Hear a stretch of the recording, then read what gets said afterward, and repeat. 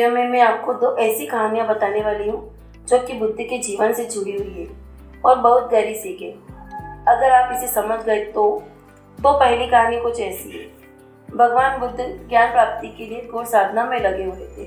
उन्होंने खूब यात्राएं की, घने जंगलों में खूब साधनाएं की, लेकिन फिर भी उनका मकसद पूरा नहीं हुआ।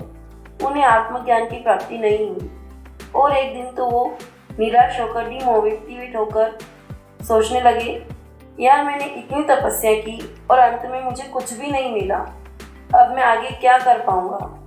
और इन्हीं नेगेटिव थॉट्स की वजह से उनकी हिम्मत पूरी तरह से टूट चुकी थी। तभी उन्हें कुछ देर बाद प्यास लगी और प्यास बुझाने के लिए वह एक झील के पास गए और झील के पास उन्होंने एक अद्भुत दृश्य देखा।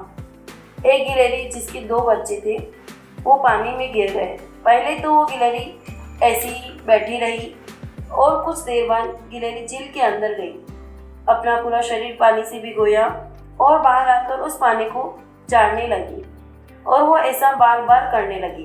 बुद्ध सोचने लगे कि यह गिलहरी कितनी मूर्ख है, क्या इसे लगता है कि ऐसे ही झील खाली हो जाएगी।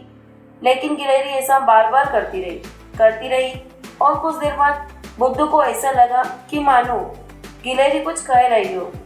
ये झील सूखे या न सूखे मुझे नहीं पता, लेकिन मैं अपना प्रयास नहीं छोड़ूंगी। और उस छोटी सी गिलहरी ने बुद्ध को अपने लक्ष्य से भटकने से रोक लिया।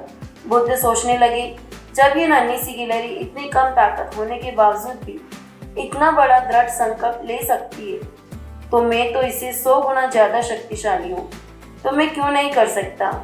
ये सोचकर बुद्ध फिर से अपनी साधना में लग गए और अंततः उन्हें ज्ञान की प्राप्ति हो गई। तो ये थी हमारी पहली कहानी। अब चलते हैं दूसरी कहानी की ओर। भगवान बुद्ध से आकर एक व्यक्ति ने पूछा, मैं खुशियाँ चाहता हूँ, आई वॉन्ट हैप्पीनेस। तब बुद्ध ने कहा कि तुम्हारे प्रश्न में मैं ही तुम्हारा उत्तर है। सबसे पहले तुम अपने प्रश्न में से मैं को हटाओ, यानी आई को रिमूव करो, क्योंकि अगर सिर्फ खुद के बारे में सोचते रहोगे तो क्या खा खुश होगे। अब बचा क्या, खुशियाँ चाहता हूँ, वॉन्ट हैप्पीनेस।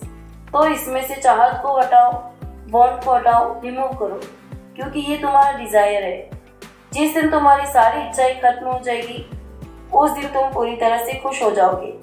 तो इस चाहत को खत्म करो और अब जो बचता है वही खुशियाँ हैं। कमेंट करके बताइए कि आपको कौन सी कहानी पसंद आई। Thank you.